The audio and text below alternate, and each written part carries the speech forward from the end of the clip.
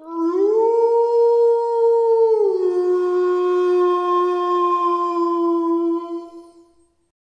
Friends, ఇంకొక కొత్త horror స్టోరీతో మీ ముందుకు వచ్చేసాను. ఈ స్టోరీ చాలా ఇంట్రెస్టింగ్ గా ఉంటుంది. సో వీడియో మొత్తం చూసి మీకు నచ్చితే వీడియోని లైక్ చేసి మా ఛానల్ ని సబ్స్క్రైబ్ చేసుకొని పక్కనున్న బెల్ సింబల్ యాక్టివేట్ చేసుకోండి. ఇక లేట్ చేయకుండా స్టోరీలోకి వెళ్ళిపోదాం. ఆదివారం చల్లని సాయంకాల వేళ పిల్లలందరూ గ్రౌండ్లో క్రికెట్ ఆడుతూ ఉన్నారు. ఒక పిల్లాడు గట్టిగా బాల్ని కొట్టడంతో అది వెళ్ళి గ్రౌండ్ పక్కనే ఉన్న ఒక ఇంటి దగ్గర పడింది. ఆ బాల్ తీసుకురావడానికి ఇంకొక పిల్లాడు వెళ్ళాడు. ఆ పిల్లాడు ఆ బాల్ని పట్టుకోగానే ఆ ఇంట్లో నుంచి పెద్దగా ఒక భయంకరమైన అరుపు వినిపించింది. వాడు దెబ్బకి భయపడి ఆ బాల్ని అక్కడే పడేసి ఆ పిల్లల దగ్గరికి వెళ్ళి, రే అక్కడేదో ఉందిరా అని చెప్పగానే ఆ పిల్లలందరూ అవునా అని భయపడి అక్కడి నుండి అందరూ పరుగు.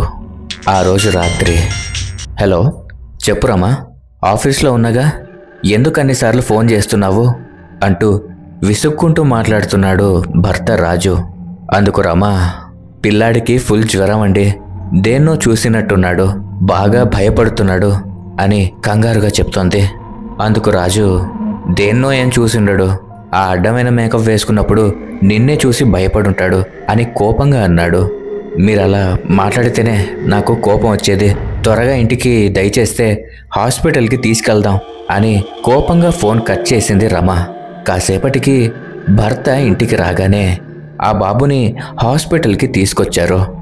డాక్టర్, పిల్లాడికి ఫుల్గా జ్వరం డాక్టర్, ఎందుకో బాగా భయపడుతున్నాడు అని డాక్టర్కి చెప్పగా, అందుకు ఆ డాక్టర్, ఎక్కడికైనా బయటికి వెళ్ళాడా, లేదా తెలియని మనుషుల్ని కలిశాడా, లేక ఏవైనా దెయ్యాల సినిమాలు లాంటివి ఏమైనా చూశాడా అని డాక్టర్ అనుమానంగా అడిగాడు. అదేం లేదు డాక్టర్, కాకపోతే సాయంత్రం క్రికెట్ ఆడటానికి మాత్రం గ్రౌండ్కి వెళ్ళాడు, ఇంటికొచ్చి డల్గా ఉన్నాడు, అన్నం కూడా తినకుండా పడుకున్నాడు, కొద్దిసేపటికి నిద్రలో నుంచి లేచి భయపడుతున్నాడు, నేను వెళ్ళి పట్టుకున్నాను, ఒళ్ళంతా కాలిపోతోంది, ఇక వెంటనే మా ఆయనకి కాల్ చేసి చెప్పాను అని రమ అంటోంది. అందుకు డాక్టర్, అదే ఆడుకోవడానికి వెళ్ళినప్పుడు అక్కడేదో చూసి భయపడి ఉంటాడు అంతే అని ఆ డాక్టర్ చెప్పి, ఇంజెక్షన్ వేయించుకోండి, మందులు రాసిస్తాను, బాగా వాడితే తగ్గిపోతుంది, ఏం పర్లేదు అని డాక్టర్ ధైర్యం చెప్పాడు. అలాగే డాక్టర్ అని చెప్పి ఇక వాళ్ళు వెళ్ళిపోయారు. కొన్ని రోజుల తరువాత ఆ ఇంట్లో రెంట్కు ఉండడానికి ఒక అబ్బాయి వచ్చాడు. ఆ ఇంటి బయట ఉన్న టూలెట్ బోర్డు చూసి దానిపై ఉన్న నంబర్కి కాల్ చేశాడు. హలో ఎవరండి అని ఆ ఇంటి బ్రోకర్ అన్నాడు. సార్, ఇంటి దగ్గర టూలెట్ బోర్డు చూసి కాల్ చేస్తున్నా అని అనగానే, ఓహో అలాగే అమ్మా, అక్కడే ఉండు నువ్వు, నేను 5 నిమిషాల్లో అక్కడ ఉంటాను అన్నాడు బ్రోకర్. అందుకతను అలాగే అండి, కాస్త త్వరగా రండి అని ఫోన్ కట్ చేసి ఇంటిని చూసే పనిలో ఉన్నాడు. ఆ ఇంటి దగ్గరలో ఒక్క ఇల్లు కూడా లేకపోవడం గమనించాడు. కొద్దిసేపటికి అక్కడికి ఆ బ్రోకర్ వచ్చాడు. మీరేనా కాల్ చేసింది అని అడిగాడు. అవును నేనే అండి, ఇల్లు బయట నుండి చాలా బాగుంది, కానీ ఇక్కడ దగ్గరలో ఒక్క ఇల్లు కూడా లేదేంటండి అని ఆ అబ్బాయి అడిగాడు. అందుకు ఆ బ్రోకర్, అందుకే కదా బాబు మా రమేష్ ఇక్కడ ఇల్లు కట్టించుకుంది, ప్రశాంతంగా ఉంటుంది అని నవ్వుతూ అన్నాడు బ్రోకర్. అది నిజమేలేండి, ఆ అబ్బాయి ఒప్పుకున్నాడు. అవును బాబు, నీ పేరేంటి అని ఆ బ్రోకర్ అడగ్గా, నా పేరు కృష్ణ, మీ పేరేంటి అని తిరిగి ఆయనని అడిగాడు కృష్ణ. నా పేరు అప్పారావు, నేను ఈ ఇంటి ఓనర్ ఫ్రెండ్ని, వాడు ఈ ఇల్లు కట్టించి 2 సంవత్సరాల తర్వాత అమెరికా వెళ్ళిపోయాడు, ఇక ఈ ఇంటిని ఎవరికైనా రెంట్కి ఇవ్వమని నాకు అప్పగించాడు బాబు అని ఆ బ్రోకర్ చెప్తూ ఉండగా, కృష్ణ సరే మరి పదండి ఇల్లు చూద్దాం అని కృష్ణ అనగా, అలాగే అంటూ బ్రోకర్ కృష్ణ ఇద్దరు లోపలికెళ్ళి ఇల్లంతా పరిశీలిస్తూ ఉన్నారు. ఈ ఇంట్లో అన్ని వసతులు ఉన్నాయి, ఇందులో 3 బెడ్రూమ్లు అని బ్రోకర్ చెప్తూ ఉండగా, మరి ఈ రూమ్కెందుకు తాళం వేసి ఉంది అని అనుమానంగా అడిగాడు కృష్ణ. ఆ బ్రోకర్ ఎందుకో కొద్దిగా కంగారుగా చూసి, అది అంటూ తడబడుతూ, ఆ రూమా, అందులో మా రమేష్ పర్సనల్ సామాన్లు పెట్టుకుని తాళం వేసుకున్నాడు అంతే బాబు అని చెప్పి తప్పించుకున్నాడు ఆ బ్రోకర్. సరే అండి, నాకు ఇల్లు చాలా నచ్చింది, మరి రెంట్ ఎంత అని కృష్ణ అడిగాడు. 10,000 బాబు, అంతకన్నా తగ్గించబడదు అని నిక్కచ్చిగా చెప్పాడు అప్పారావు. ఓ అంతేనా, నేను ఇంకా ఏ 20,000 ఉంటుందేమో అనుకున్నాను. అవును, ఇంత తక్కువగా ఇస్తున్నారు, కొంపదీసి ఇందులో ఏ కిరికిరి లేదు కదా అని అనుమానంగా కృష్ణ అడగ్గా, అయ్యో మీరేంటి బాబు అలా అంటారు, మావాడు కొద్దిగా జాలిగుండె కాబట్టి అంతకు మించి ఎక్కువ ఇవ్వద్దు అని చెప్పాడు అని అప్పారావు అన్నాడు. ఓకే అప్పారావు గారు, ఇదిగో అండి 2 నెలల అడ్వాన్స్ తీసుకోండి, రేపు మేము ఈ ఇంట్లోకి వచ్చేస్తాం అని సంతోషంగా చెప్పాడు కృష్ణ.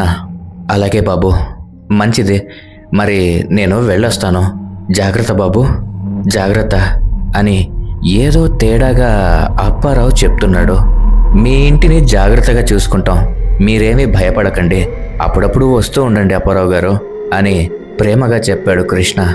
సరే బాబు సరే అంటూనే అప్పారావు మనసులో, నేను జాగ్రత్త చెప్పేది ఇంటికి కాదురా, మీకు అసలే డబ్బులకు కకృతిపడి దెయ్యమున్న కొంప రెంటుకిచ్చాను, మీకేం జరుగుతుందో ఏమో అని ఆందోళనగా ఉంది అని మనసులో అనుకుంటూ అప్పారావు అక్కడి నుండి వెళ్ళిపోయాడు. అప్పారావు వెళ్ళిన తర్వాత కృష్ణ తన ఫ్రెండ్స్కి కాల్ చేశాడు. రే మామ, ఇల్లు దొరికేసిందిరా, ఇల్లు మాత్రం అదిరిపోయింది, రెంట్ కూడా చాలా తక్కువరా, మీరందరూ సామాన్లు సర్దండి, రేపు ఈ ఇంటికి వచ్చేద్దాం అని ఫోన్లో తన ఫ్రెండ్స్కి చెప్పాడు కృష్ణ. మరుసటి రోజు కృష్ణ తన ఫ్రెండ్స్ సామాన్లు తీసుకొని ఈ ఇంటికి వచ్చారు. కృష్ణకి 3 ఫ్రెండ్స్, వాళ్ళ పేర్లు సురేష్, రవి, కిరణ్. వీళ్ళందరూ జాబ్స్ చేసుకోవడానికి సిటీకి వచ్చారు. అయితే వారి పాత ఇంటి ఓనర్తో గొడవ కారణంగా ఆ ఇల్లు ఖాళీ చేసి ఈ ఇంటికి రావాల్సి వచ్చింది. ఒరే, ఈ ఇల్లేంట్రా, దెయ్యాల సినిమాలో ఉండే ఇల్లులా ఉంది అని అమాయకంగా భయంగా అలా ఇంటిని చూస్తూ అడుగుతున్నాడు కిరణ్. రే, నీకు దెయ్యాల సినిమాలు చూసి చూసి ఇలాంటి పెద్ద ఇల్లు చూసినప్పుడు అలానే అనిపిస్తుందిలే అని వెటకారంగా అన్నాడు రవి. నిజమేరా, అయినా వీడికి దెయ్యాల సినిమాలు పిచ్చేంట్రా ఇంతగా అని మిగతా ఇద్దరు అన్నారు. సరే సరే పదండి, సామాన్లు సర్దుకొని ఫ్రెష్ అవ్వాలి అని కృష్ణ అన్నాడు. ఇక అన్ని సామాన్లని సర్దుకొని రాత్రి అందరూ మందు తెచ్చుకొని తాగుతూ అలా కబూర్లు చెప్పుకుంటూ పాటలు పెట్టుకుని డాన్సులు వేస్తూ ఆ రాత్రి ఎంజాయ్ చేస్తూ అందరూ నిద్రపోయారు. ఇక ఉదయం కృష్ణ నిద్ర లేచి వాకింగ్కి వెళ్ళాడు. వాకింగ్ చేస్తూ వస్తూ ఉండగా అటుగా వెళ్తున్న ఒక పేపర్ బాయ్ని, అనా అక్కడ కనిపిస్తుంది చూసావా ఆ పెద్ద ఇల్లు, ఆ ఇంటికి కూడా రేపటి నుండి పేపర్ వెయ్యి అని కృష్ణ అడగ్గా ఆ పేపర్ అతను ఆ ఇంటిని చూసి, ఆ ఇంటికా, నేను వెయ్యను బాబోయ్ అని భయంగా చెప్పి వెంటనే అక్కడి నుండి వెళ్ళిపోయాడు. కృష్ణకి ఏమీ అర్థం కాక, ఏంటి వీడు పిచ్చోడా ఏమైనా అని మనసులో అనుకుని అక్కడి నుండి వెళ్ళిపోతూ ఉన్నాడు. కొద్ది దూరంలో ఒక టీ స్టాల్ దగ్గర టీ తాగడానికి కూర్చున్నాడు. టీ తాగుతూ ఆ షాప్ అతన్ని, అన్నా ఇక్కడ పాలు పోసే వాళ్ళు ఎవరైనా ఉన్నారా అని అడిగాడు కృష్ణ. అందుకు అతను, ఏం బాబు ఎందుకు అని అతను అడిగాడు. ఏం లేదన్నా, ఆ చింత చెట్టు దగ్గర పెద్ద ఇల్లు ఉంది కదా, ఆ ఇంట్లో కొత్తగా చేరాం మేము, అందుకే పాలు వేయించుకోవడానికి ఎవరైనా ఉన్నారా అని అడిగాను అని కృష్ణ చెప్పగా ఆ షాప్ అతను కొద్దిగా కంగారుగా, రారు బాబు, ఆ ఇంటికి ఎవరూ రారు, పాలోడు కానీ పేపరోడు కానీ ఎవ్వరూ రారు, అందరూ ఆ ఇంటికి రావడానికి భయపడిపోతారు, నా మాట విని మీరు కూడా వెంటనే ఆ ఇల్లు ఖాళీ చేసి వెళ్ళిపోండి అని అతను సూటిగా చెప్పాడు. అందుకు కృష్ణ, ఏమైందండి, ఆ ఇంట్లో ఏముంది, ఎందుకందరూ భయపడుతున్నారు, నిన్నంతా మేము ఆ ఇంట్లోనే ఉన్నాం, మాకేం కాలేదే అని కొద్దిగా కోపంగా అడిగాడు కృష్ణ. అందుకు ఆ షాప్ అతను, ఏమవుతుందో ఇంకా కొన్ని రోజులుంటే మీకే అర్థమవుతుందిలే అని అతను అన్నాడు. మీరు మీ పిచ్చి మాటలు ఇంకా మారరా మీరు ఈడియట్స్ అని కోపంగా కృష్ణ అక్కడ నుండి లేచి వెళ్ళిపోయాడు. కానీ వెళ్తూ వెళ్తూ, ఎందుకు వీళ్ళు ఇలా చేస్తున్నారు, అందుకేనా వాడు రెంట్ అంత తక్కువగా ఇచ్చింది అనుకుంటూ తన బ్రెయిన్లో మాత్రం ఆ ఇంట్లో అసలు ఏముంది అనే ప్రశ్న బలంగా తడుతోంది. ఇక కృష్ణ ఇంటికి వెళ్ళగానే ఇంకా ఆ ముగ్గురు నిద్రపోతూనే ఉన్నారు. కృష్ణకి కోపం వచ్చి ఒక బకెట్లో నీళ్లు తీసుకుని వచ్చి ఆ ముగ్గురి మీద పోశాడు. అసలే చలికాలం, ముగ్గురు ఒక్క దెబ్బకి లేచి కూర్చొని వణికిపోతూ ఉన్నారు. రే నీ అబ్బా, ఏంట్రా ఇప్పుడే చలికి 3 రగ్గులు కప్పుకొని నిద్రపోతూ ఉంటే నీళ్లు తీసుకుని వచ్చి పోస్తావా దుర్మార్గుడా అని వణుకుతూ మాట్లాడుతున్నాడు కిరణ్. మిగతా ఇద్దరు నోట్లో నుండి మాట కూడా రానంతగా వణికిపోతున్నారు. లేకపోతే టైం ఎంతరా? ఇంతసేపు పడుకుంటే కాఫీ ఎవడు పెట్టిస్తాడు? బ్రేక్ఫాస్ట్ ఎవరు చేస్తారు? లేండి లేచి త్వరగా రెడీ చేయండి, అసలే ఆకలి అవుతుంది అని కృష్ణ అన్నాడు. అందుకు రవి, మరి తమరేం చేస్తారు సార్ అని వెటకారంగా అడిగాడు. కళ్ళు పోయాయారా? పేపర్ చదువుతున్నా అని సిల్లీగా చెప్పాడు కృష్ణ. అంతలేదు, ఈ రగ్గులన్నీ నీట్గా మడత పెట్టుకొని కిందికి తీసుకురా, అలా అయితేనే చేస్తాం అని కోపంగా చెప్పాడు కిరణ్. అవునరా కృష్ణ, అందరం తలా ఒక పని చేసుకోవాలి. ఆ రూమ్లోలా మేమే అన్ని చేయాలంటే కుదరదు, లేదా ఒక పని మనిషిని పెట్టుకుందాం అని ఒత్తాసు పలికాడు సురేష్. అందుకు కృష్ణ, పని మనిషా? ఈ ఇంటికా? ఇందాక అక్కడ పేపర్ బాయ్ కనపడితే బాబు ఈ ఇంటికి కూడా రేపటి నుండి పేపర్ వేయమ్మా అని అంటే వాడు ఈ ఇంటికి నేను పేపర్ వేయను బాబోయ్ అని భయపడి పారిపోయాడు. అలాగే పాలవాడిని పాలు పోయమని అడిగితే వాడు అలానే వెళ్ళిపోయాడు. ఇక ఈ ఇంటికి పని మనిషి ఎవరు వస్తారు అని చిన్నగా నవ్వుతూ అన్నాడు కృష్ణ. ఇక వాళ్ళ ముగ్గురేమో ఒక్కసారిగా షాక్ అయ్యి, ఏంట్రా నువ్వు చెప్పేది? ఎందుకురా వాళ్ళు అలా భయపడిపోతున్నారు?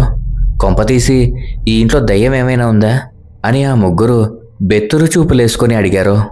కృష్ణ మనసులో, దేవుడా, పొరపాటున వీళ్ళకి చెప్పేశానే, ఇప్పుడు ఏదో ఒకటి చెప్పి కవర్ చేయాలి, లేదంటే రాత్రి నిద్రపోనివ్వరు ఎదవలు అనుకుని, అరే నేను అలానే భయపడి మన అప్పారావుకి ఫోన్ చేసి అడిగాను, ఏంటండి అందరూ ఈ ఇంటి గురించి ఏదేదో చెప్తున్నారు అని అడిగితే అందుకు అప్పారావు, బాబు మా రమేష్ గారు ఇంత పెద్ద ఇల్లు కట్టించడం చూసిన వాళ్ల బంధువులు కుళ్ళుతో చేసిన తప్పుడు ప్రచారం, మీరేమీ నమ్మకండి, అటువంటిది ఏమీ లేదు, నేను చెప్తున్నాను కదా, మీరేమీ మనసులో పెట్టుకోకుండా ఆనందంగా ఉండండి అని చెప్పాడు అని కృష్ణ చెప్పాడు.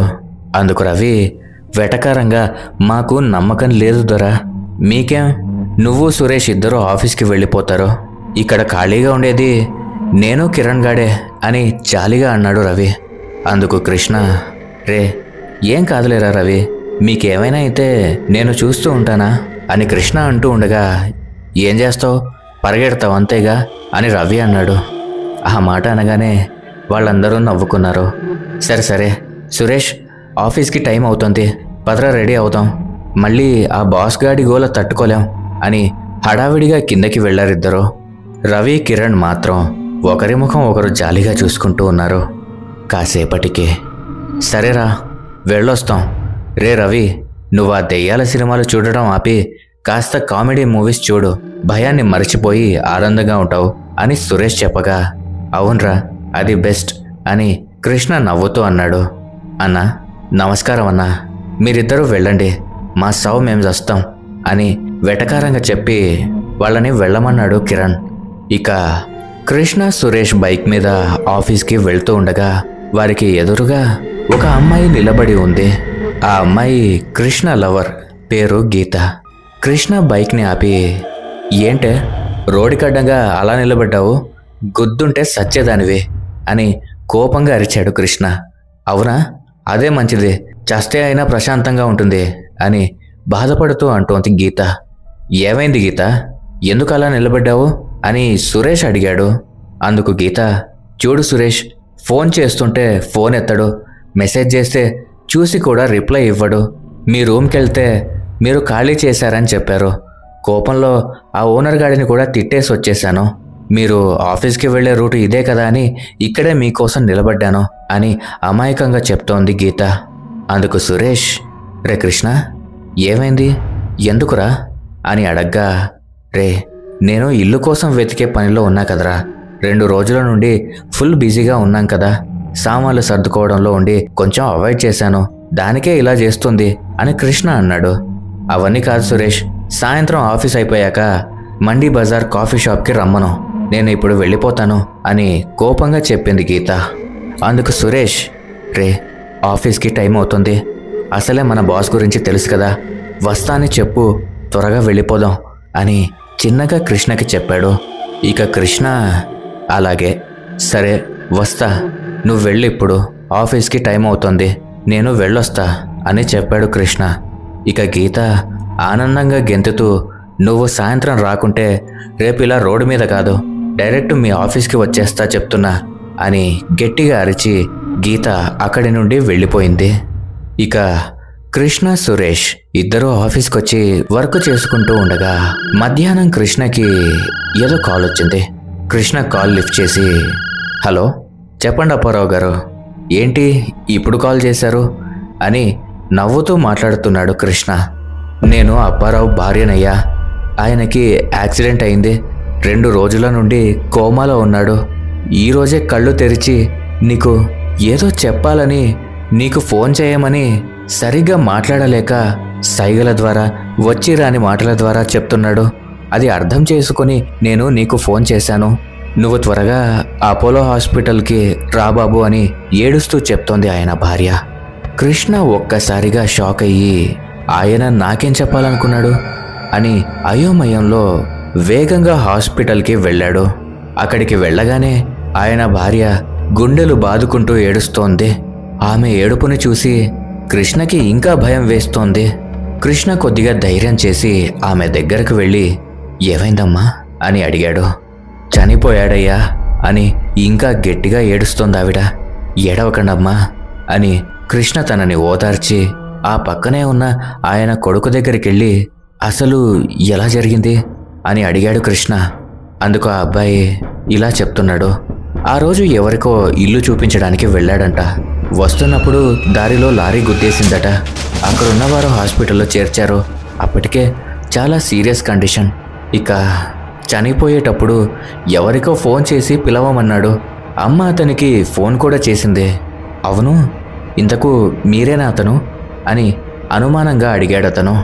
అందుకు కృష్ణ కొద్దిగా కంగారు పడి, లేదు లేదు, నేను కాదు, నేను ఆయన చూపించిన ఇంట్లో రెంటుకుంటున్నాను, ఆయన హాస్పిటల్లో ఉన్నారని తెలిసి ఇక్కడికి వచ్చాను అని అబద్ధం చెప్పి ఆయనని చివరి చూపు చూసి నెమ్మదిగా హాస్పిటల్ నుండి బయటికి వస్తూ కృష్ణ తన మనసులో, అసలు ఆయన నాకు ఏం చెప్పాలనుకున్నాడు, ఆయనకు సడన్గా యాక్సిడెంట్ కావడం, చనిపోవడం ఏంటి, మొత్తానికి ఏదో జరుగుతోంది అని మనసులో కంగారు పడుతూ అనుకుంటూ కృష్ణ అక్కడి నుండి వెళ్ళిపోయాడు.